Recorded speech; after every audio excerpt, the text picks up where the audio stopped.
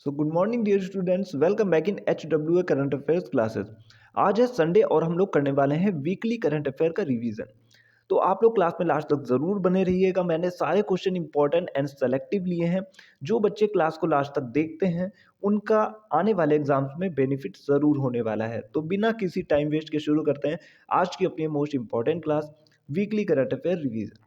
पहला क्वेश्चन है आपके सामने, हाल ही में किसे बेस्ट फीफा मेंस प्लेयर चुना गया है? तो ये चुना गया है विनीसियस जूनियर को। इसी से रिलेटेड और भी पॉइंट्स हैं जो हम लोग डिस्कस करने वाले हैं। बेस्ट फीफा मेंस प्लेयर अभी मैंने आपको बताया विनीसियस जूनियर बने हैं जो कि ब्राजील के हैं। नेक्स्ट पॉइंट है बेस्ट फीफा वुमेन्स प्लेयर, ये बनी है एटेना बोनमार्टी जो कि स्पेन की है। बेस्ट फीफा मेंस गोलकीपर, ये मिला है इमिलियानो मार्टिनेस को जो कि अर्जेंटीना के खिलाड़ी हैं।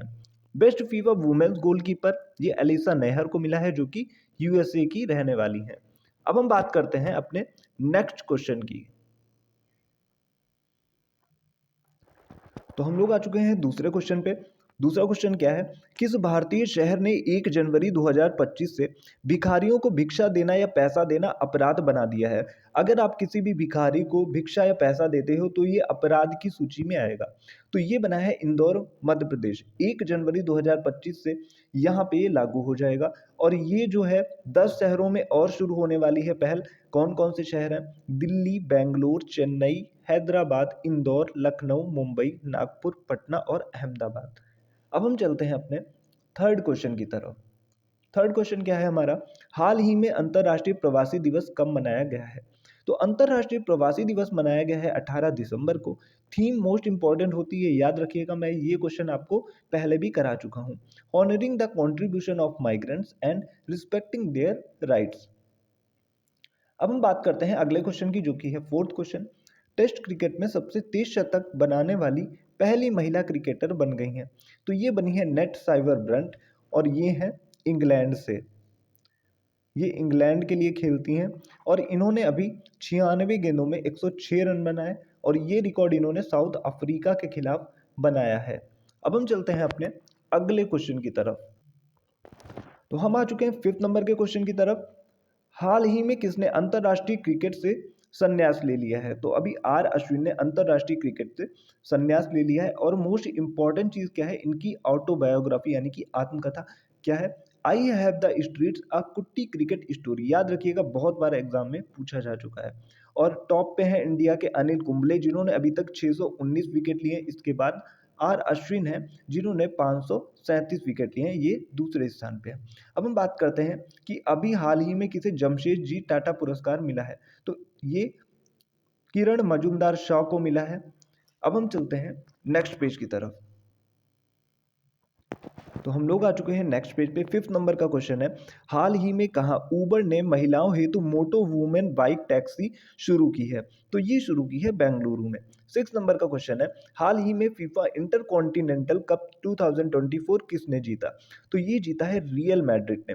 फीफा इंटर कॉन्टिनेंटल कप 2024 कहाँ हुआ है? दोहा कतर में हुआ है और ये लुसैल स्टेडियम में हुआ है। विनर कौन है? रियल मैड्रिड ने इसे जीत लिया है जो कि स्पेनिश फुटबॉल क्लब है। और लूज यानी कि हारा कौन है? हारा है मैक्सिको पचुका, ये एक फुटबॉल टीम है। अब हम बात करते हैं सेवन नंबर की। हाल ही में किस अभिनेता को US navy highest civilian honour मिला है? तो ये टॉम क्रूज को मिला है। इनकी मूवीज को देख के बहुत सारे युवाओं ने यूएस नेवी को ज्वाइन किया है जिसकी वजह से यूएस नेवी ने इनको हाईएस्ट सिविलियन अवार्ड दिया है। अब हम बात करते हैं अपने अगले क्वेश्चन की। अगला क्वेश्चन है हमारा, हाल ही में भूटान ने किस भारतीय शिक्षाविद को शाही सम्मान से सम्मानित किया है? तो ये अरुण कपूर हैं। ये पुरस्कार इन्हें भूटान के जो अभी राजा हैं जिग्मे खेसर नामग्याल वांगचुक इनका पूरा नाम है, इन्होंने दिया है। और ये योगदान इनका क्या था? इन्होंने योगदान दिया था भारत भूटान ओमान के शिक्षा क्षेत्र में योगदान दिया था। इस वजह से इन्हें भूटान का शाही सम्मान मिला है। अब हम चलते हैं अपने नाइन्थ नंबर के क्वेश्चन की तरफ। नाइन्थ नंबर का क्वेश्चन है, अल्पसंख्यक अधिकार दिवस कब मनाया गया? तो ये मनाया गया है 18 दिसंबर को। थीम की बात करें, थीम क्या है? Promoting diversity and protecting rights. अब आर्टिकल 29 इसी से संबंधित है। याद रखिएगा, एग्जाम में क्वेश्चन आ चुका है। अल्पसंख्यकों के हितों का संरक्षण, ये है आर्टिकल 29। अब हम चलते हैं अपने अगले क्वेश्चन की तरफ। हम आ चुके हैं अपने अगले क्वेश्चन पे, जो कि 10 नंबर का क्वेश्चन है। हाल ही में हिंदी के लिए साहित्य अकादमी पुरस्कार 2024 देने की घोषणा हुई। अभी आपको पता होगा कि साहित्य अकादमी पुरस्कार देने की घोषणा हो चुकी है, और अभी ये किसे मिला है? हिंदी के लिए गगन गिल को मिला है।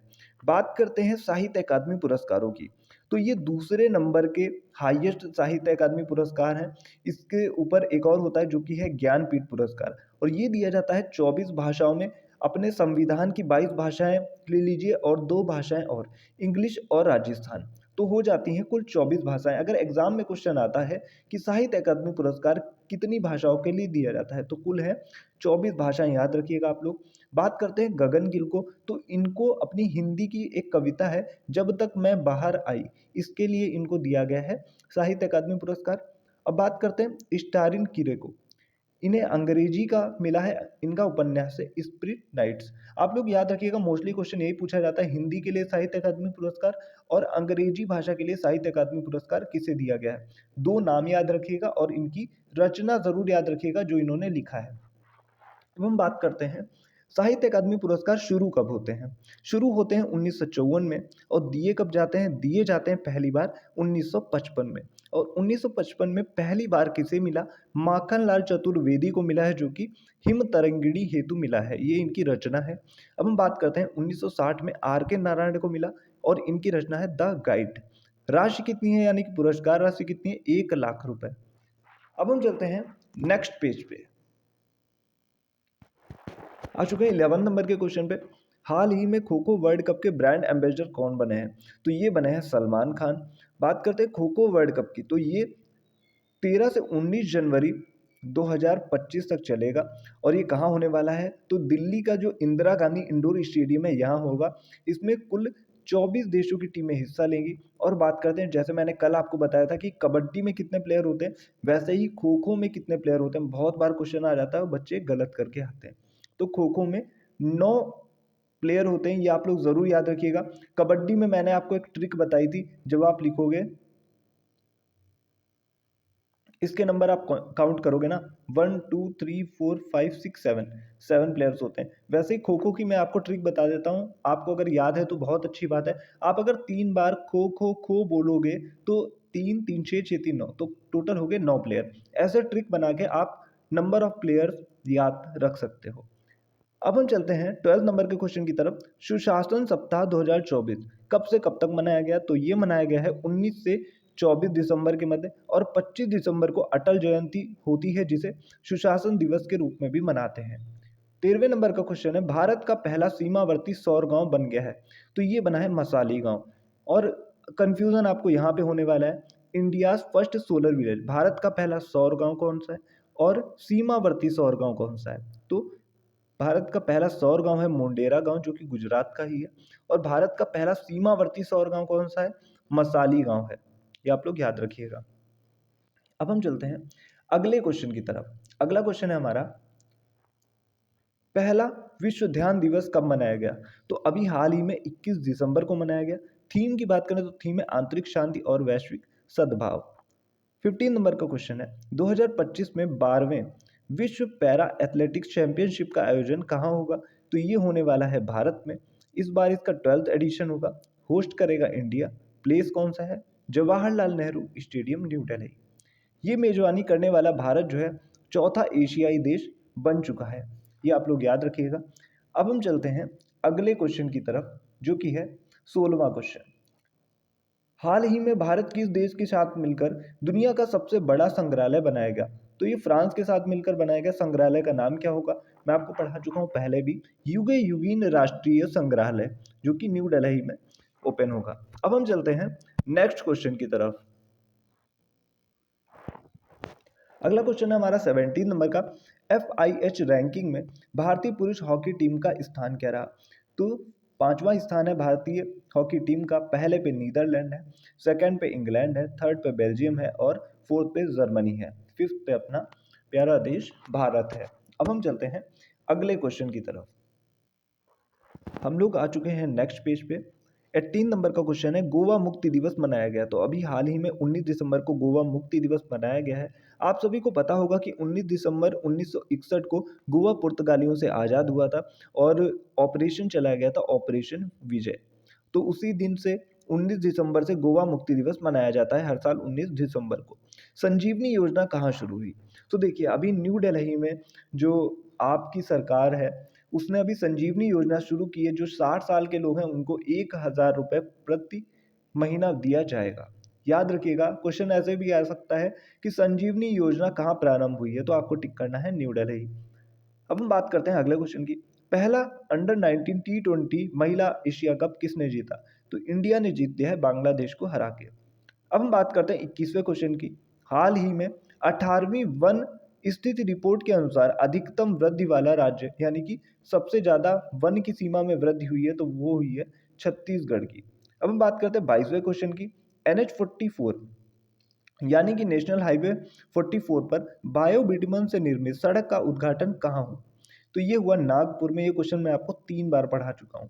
जीएसटी परिषद की 55वीं बैठक कहाँ हुई है? तो ये हुई है जैसलमेर राजस्थान में, और निर्मला सीतारमण जो कि अपनी वित्त मंत्री हैं, इनकी अध्यक्षता में। अब हम चलते हैं अगले क्वेश्चन पे। अगला क्वेश्चन है 24 नंबर का। राजस्थान में वर्तमान जिले कितने हैं?